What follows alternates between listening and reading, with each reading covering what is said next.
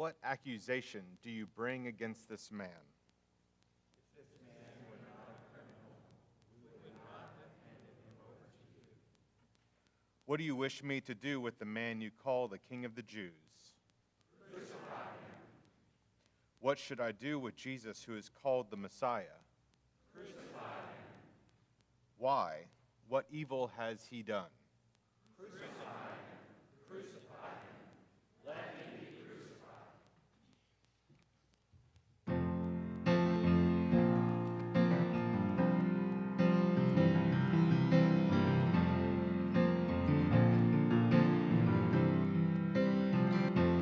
Above all powers, above all kings, above all nature and all created things, above all wisdom and all the ways of man,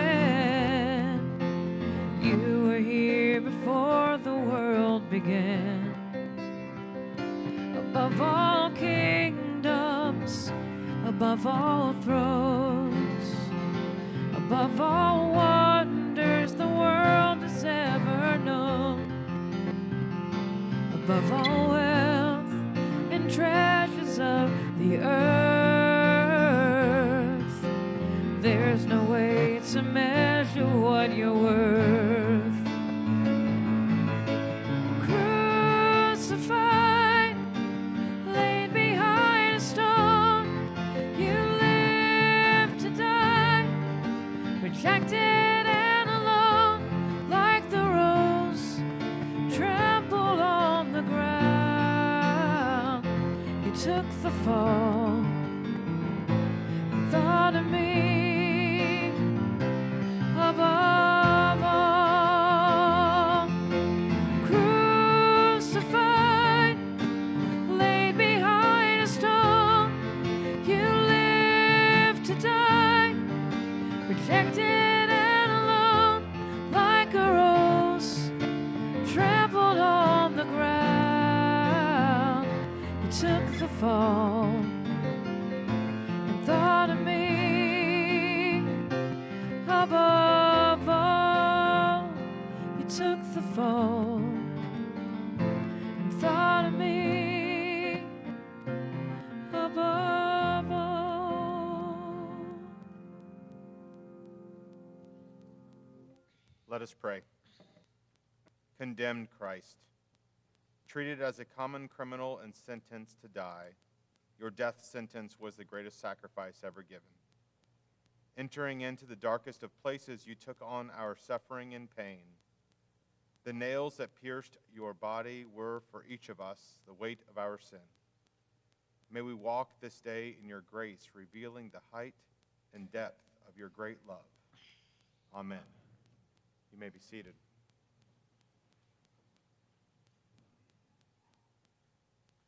A reading from Matthew 27. So when Pilate saw that he could do nothing, but rather that a riot was beginning, he took some water and washed his hands before the crowd, saying, I am innocent of this man's blood. See to it yourselves. Then the people as a whole answered, His blood be on us and on our children. So he released Barabbas for them, and after flogging Jesus, he handed him over to be crucified. Then the soldiers of the governor took Jesus into the governor's headquarters, and they gathered the whole cohort around him. They stripped him and put a scarlet robe on him, and after twisting some thorns into a crown, they put it on his head. They put a reed in his right hand and knelt before him, and mocking him, saying, Hail, King of the Jews! They spat on him and took the reed and struck him on the head. After mocking him, they stripped him of the robe and put his own clothes on him. Then they led him away to crucify him.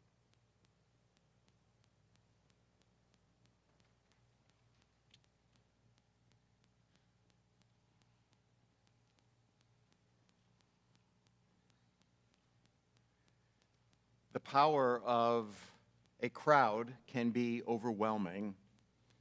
You can feel momentum getting stronger. You can feel emotions getting more and more intense as Jesus is turned over to the authorities. Think for a moment about this crowd, their emotions, their state of mind, their call to Pilate to crucify him. Pilate wanted nothing to do with this. He didn't want to do what was about to happen. Instead, he suggested to them, "Let me give you Barabbas." But they shouted more and more, "Not Barabbas, we want Jesus." Not the notorious killer, but the one who had done nothing wrong. So they yell, they shout, they shake their fists. It's so easy to get caught up in a crowd, isn't it? It's easy to join in with what everybody else is saying and doing. We join in making accusations against other people without really even knowing the whole story. We gladly join in with the crowd before we know the whole truth. We let our fear and our anger build up within us sometimes, and it gets out of control. You have to wonder how people can get that angry. How can we get so angry that we will say the hurtful and evil things that we do about one another?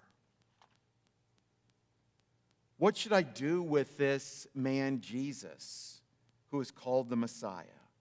He said. Let him be crucified, they shouted. Pilate washed his hands of the entire situation, going back into the governor's quarters. It was there that they made fun of Jesus. They made fun of him being called a king. If you're a king, let us know. Hail, King of the Jews. They smacked him on the head with a whip and on his back, beating him and mocking him, hurting him. Hail, King of the Jews. Hilarious stuff, isn't it? The soldiers must have had the best time entertaining the crowds as they laughed together. They egged everyone on. There was plenty more to come.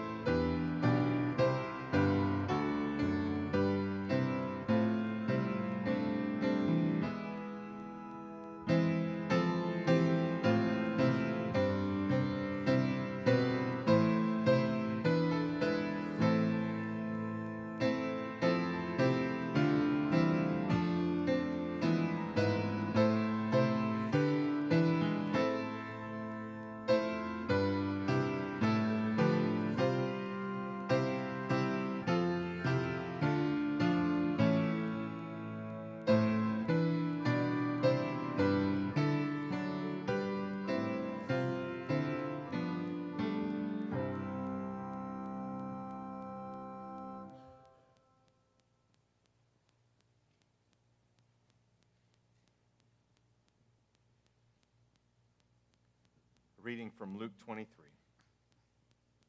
As they led him away, they seized a man, Simon of Cyrene, who was coming from the country, and they laid the cross on him and made him carry it behind Jesus. A great number of the people followed him, and among them were women who were beating their breasts and wailing for him. But Jesus turned to them and said, "Daughters of Jerusalem, do not weep for me, but weep for yourselves and for your children. For the days are surely coming when they will say, 'Blessed are the barren, and the wombs that never bore, and the breasts that never nursed.' Then they will begin to say to the mountains, 'Fall on us,' and to the hills, 'Cover us.' For if they do this when the wood is green, what will happen when it is dry?"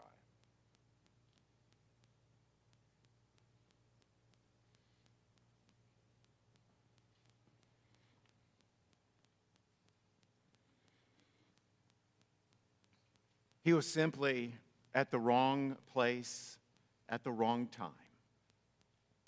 Or maybe he was at the right place at the exact right time. It depends on how you look at it, I guess. Picked quickly and very abruptly out of the crowd, along the streets, he carried the cross of the wounded, broken, bleeding, half-dead Jesus. They were on their way to the hill where he would be crucified. From that day forward, Simon of Cyrene would ever be known as the man who carried the cross of Christ. He was from Africa, and he had come to Jerusalem, the holy city, for the Passover celebration.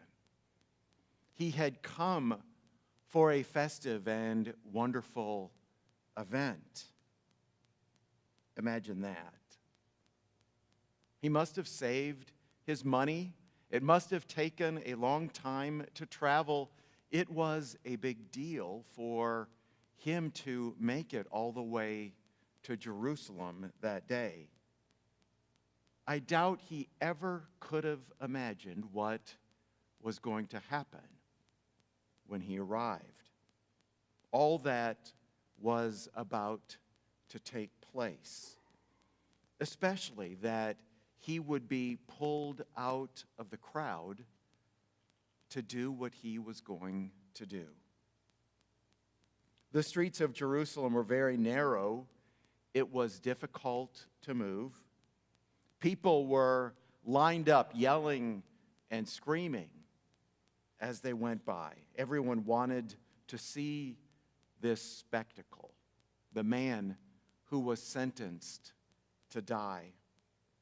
Some wept, some wailed for the Lord, and yet others would laugh and jeer as they went by, as he was losing life from loss of blood. Some mourned what they knew was about to come. The Lord that they had put their trust in, the one they had vowed to always follow, was now sentenced to die, the worst kind of death. Sometimes in life, surprising things happen to us. We never know when we leave on any given day what's going to happen. We don't know what tomorrow is going to bring. Was Simon of Cyrene in the wrong place at the wrong time, or was he right where he needed to be? How would you have received the command to pull that cross down those streets? What would you have done if you had been pulled out of the mobs of people to do what Simon did, to enter into the middle of that enormous crisis. We don't know much about this man, Simon. He was simply on a pilgrimage for the Passover. He was there for a celebration. How do you receive the call to serve? Do you see it as a burden or an honor?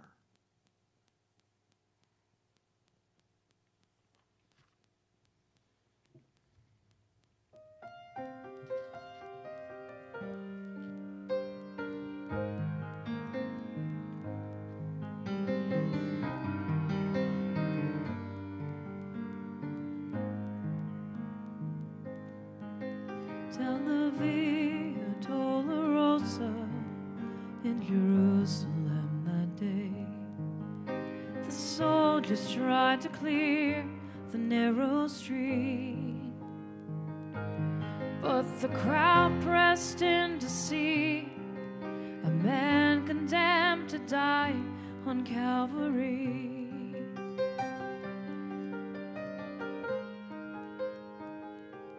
He was bleeding from a beating. There were stripes upon his back, and he wore a crown of thorns upon his head. And he bore with every step the scorn of those who cried out for his death. Down the Via Dolorosa, called the way of suffering, like a lamb came the Messiah, Christ the King. But he chose to walk that road out of his love for you and me. Down the Via Dolorosa, all the way to Calvary.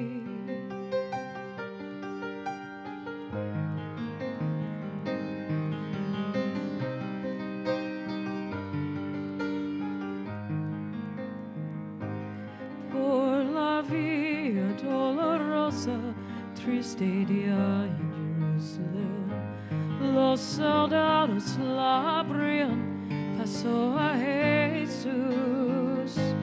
Melee gente acercaba para ver la que llevaba aquella cruz. Por la vía dolorosa que es la vía del dolor, como vea vino Cristo, Rey Señor, y fiel quien quiso ir por su amor, por ti y por mí. Por la vía dolorosa al Calvario a morir. The blood that would cleanse the souls of all men made its way through the heart of Jerusalem. Down the Via Dolorosa, called the way of suffering, like a lamb came the Messiah, Christ the King. But he chose to walk that road out of his love for you and me. Down the Via Dolorosa, all the way to Calvary.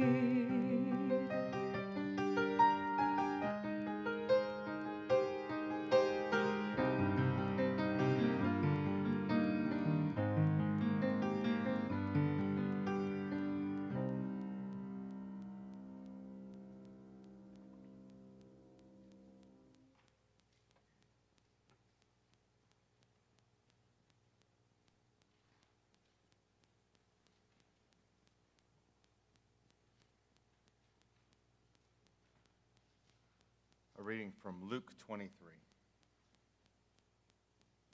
Two others, also, who were criminals, were led away to be put to death with them. When they came to the place that is called the Skull, they crucified Jesus there with the criminals, one on his right and one on his left. Then Jesus said, "Father, forgive them, for they do not know what they are doing." And they cast lots to divide his clothing, and the people stood by watching.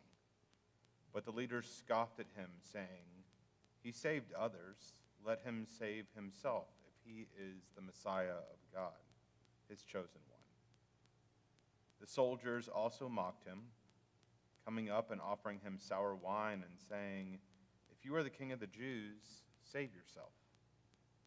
There was also an inscription over him, "This is the King of the Jews." One of the criminals who were hanged there kept deriding him and saying, "Are you not the Messiah? Save yourself and us." But the other rebuked him, saying, "Do you not fear God, since you are under the same sentence of condemnation? And we indeed have been condemned justly, for we are getting what we deserve for our deeds. But this man has done nothing wrong." Then he said, "Jesus, remember me when you come in your kingdom." He replied, "Truly I tell you, today you will be with me in paradise."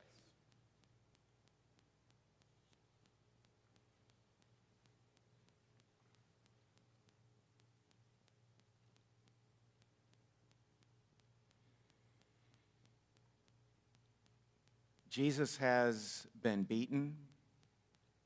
He's bloodied. He's been whipped, spat upon, and his head is bleeding from the thorns. He is now stripped of his clothing and put up for all to see. Nails were hammered into his wrists and his feet as he's put between two common criminals who were there to die a just sentence. Now the leaders and the soldiers, even one of the thieves next to him, only had one thing left: to try to hurt him more. Their words. They used their words to continue their assault. They used words to chastise him and to mock him, words to tease him and humiliate him. "Who do you think you are, Jesus? Who do you think you are? You say you're a king, but look at you hanging on a cross." Some king. What kind of king would be crucified? If you are the Messiah, if you are who you say that you are, fix this. Fix it now, Jesus. Get yourself down from the cross and save us too. Save us if you really are the chosen one. They believed they had won. The beatings, the whippings, the hitting, the mocking, physically and emotionally. They thought that they had gotten the last of him.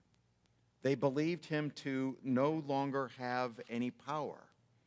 They had done and been successful with everything that they had set out to do, accused and punished, hanging on a cross. And they weren't taking any blame for themselves. How perfect. Our words and the way we deal with people sometimes isn't all that different, is it? Our way of dealing with Jesus sometimes isn't all that different. Wouldn't it be easier for us to have a Messiah that did have power and taking himself down from the cross proved it to everyone? It'd be easier for us, wouldn't it? We still want power instead of allowing God to have the power in our lives. We too use words to humiliate people. They cause horror and suffering. We are so quick to gossip, to speak behind other people's backs, to use our words as though they are weapons. We tease and we mock. We call ourselves Christians, but then we go about doing the exact thing that we say is not kind and Christ-like. We are supposed to be servants, but we often serve ourselves. The soldiers and the church temple leaders just didn't get it. They didn't understand this king, the one hanging on the cross, beaten and humiliated. Sometimes I don't think we really get him either, even though we know how the story turns out. How did Jesus endure so much? How was he able to take on the cross for us? How does he take on our questions? How does he take on our accusations? How does he take on our sin and the way we treat one another? Our faults, our accusations. This is the gift of Good Friday. He bears all our sin as he hangs on that cross.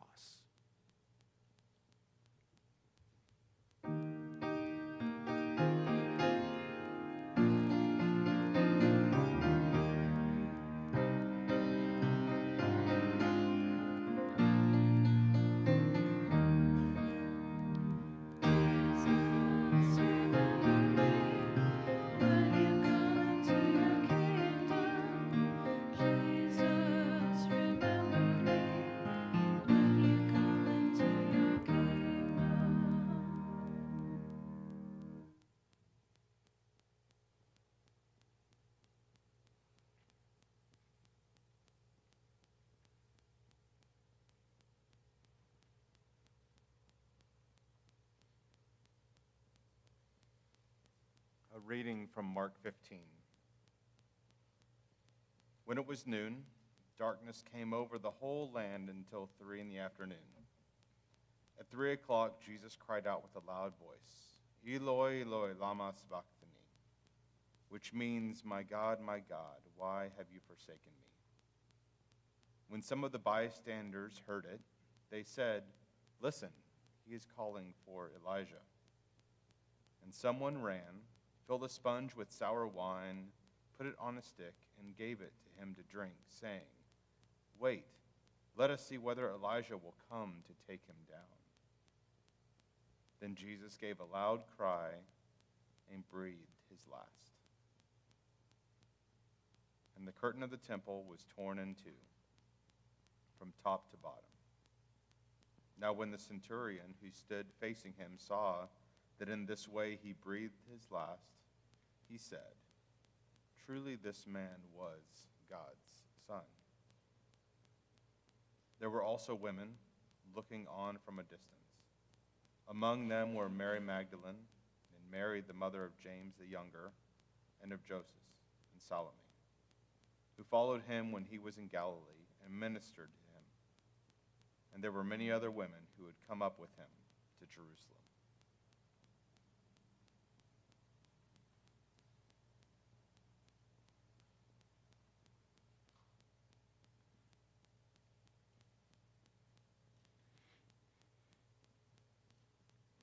It's close to the end now, and we hear the cries of our Lord in pain and the tears of those who loved him. Have you ever felt abandoned?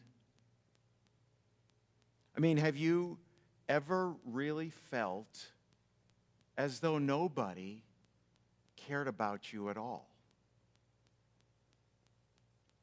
Jesus knew that feeling. Jesus believed even the Father had forgotten him. If you have experienced that feeling, know that God understands. He felt total abandonment as he was dying on the cross. He shouted real cries of anguish and suffering as nails were pounded through his wrists and his ankles for everybody to see as they stared and they scoffed and they laughed. Have you ever felt completely abandoned? The Gospel of Mark says, when it was noon, darkness came over the whole land until 3 p.m. At 3 o'clock, Jesus cried out with a loud voice, Eli, Eli, lama sabachthani, which means, my God, why have you forsaken me? Shortly after his cry, Jesus takes his last breath, and the curtain in the temple tore from top to bottom. The centurion who stood facing him saw, as he breathed his last, that this had to have been God in his midst. Women were there watching with horror from a distance, not knowing what to think or what to do. He felt as though even his Father had abandoned him. His disciples had already fled and were long gone. And he dies in desperation and pain. When it was over, I bet others cried too. I believe I would have. It's overwhelming as we come together tonight to think about this death. What happened, how it all played out, what the consequences for him really were. I want you to think about that moment. The sounds, the sights, the smells, the abandonment of that awful day. It could bring us to tears.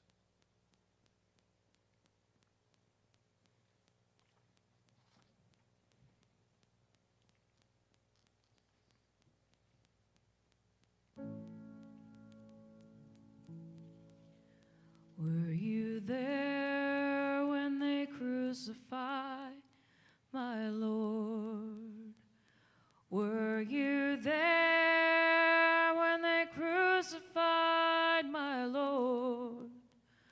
Oh, sometimes it makes me tremble, tremble, tremble.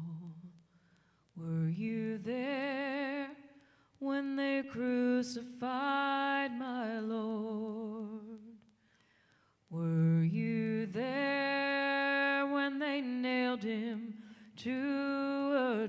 tree? Were you there when they nailed him to a tree?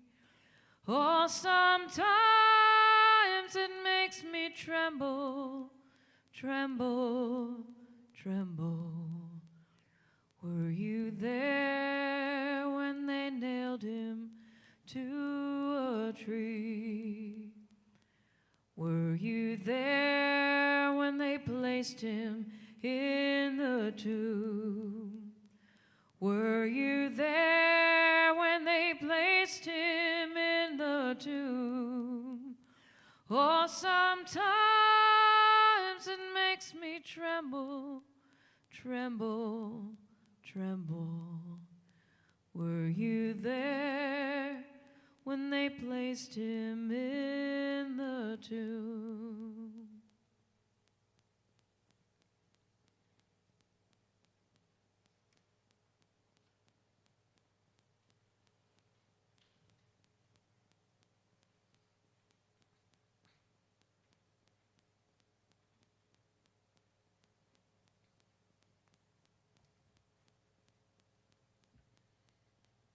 A reading from John 19. After these things, Joseph of Arimathea, who was a disciple of Jesus, though a secret one because of his fear of the Jews, asked Pilate to let him take away the body of Jesus.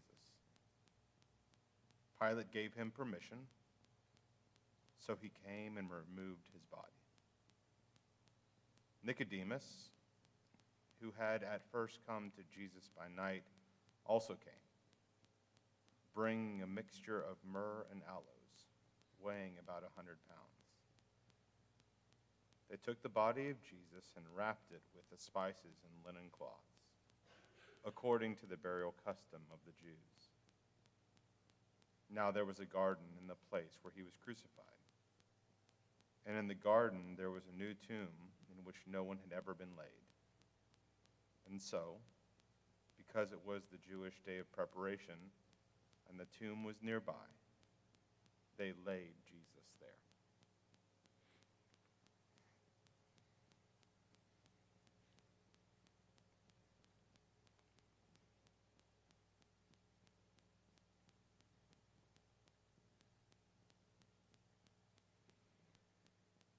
He was dead.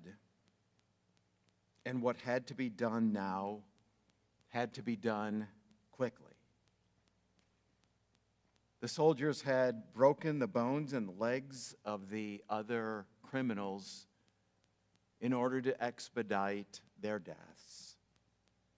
All had to be down off the cross by sundown, as the Sabbath was to begin. Those who were in the inner circle of Jesus were not wealthy people.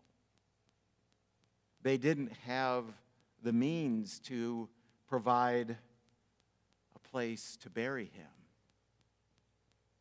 But there was a wealthy man, Joseph of Arimathea, who asks for the body of Jesus in order to put him in a new tomb. Nicodemus also helps him. Both men, as it turns out, were secret followers of Jesus, but they were also there as part of the high court who had condemned him to death. It makes you wonder, did they just sit quietly during the proceedings as others shouted for Jesus to die? Or did they raise some support for him? Did they hide their faces from the Lord as he was being condemned? Or did maybe their faces show a little mercy and compassion? Would it have made a difference? It maybe would have made a difference to Jesus. It doesn't say, and we have no way of knowing what exactly happened. Maybe they were just simply able to show their loyalty and their tributes to Jesus after his death, providing him with a proper burial. People often do that, you know. We can't find ways, or we don't find ways to support people in life, but somehow after they die, we find ways to say and do the nice things, to show our loyalty. The leaders had gotten what they wanted. The Messiah was beaten, mocked, paraded around for all to see, and then murdered in the most barbaric way possible. Jesus was dead, and he was buried. At least he was buried in a dignified way. And now he was out of their way and in the grave. He wouldn't bother them again, or so they thought.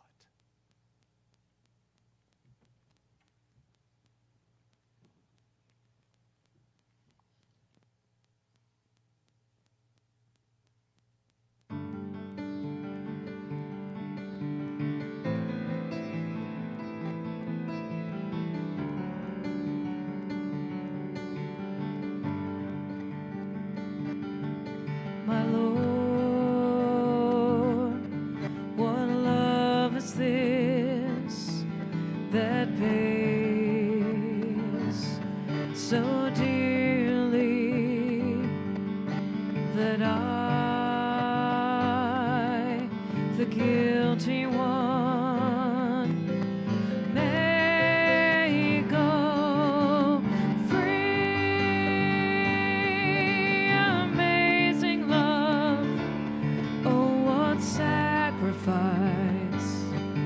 the Son of God given for me. My debt he pays, and my death he dies, that I might live, that I might live. And so they watched him die, despised, rejected, but oh, the blood he shed flows for me. Amazing love, oh what sacrifice, the Son of God given for me. My debt he pays, and my death he dies, that I might live, that I might live. And now this love of Christ shall flow like rivers. Come, wash your guilt away. Live again. Amazing love, oh what sacrifice, the Son of God given for me.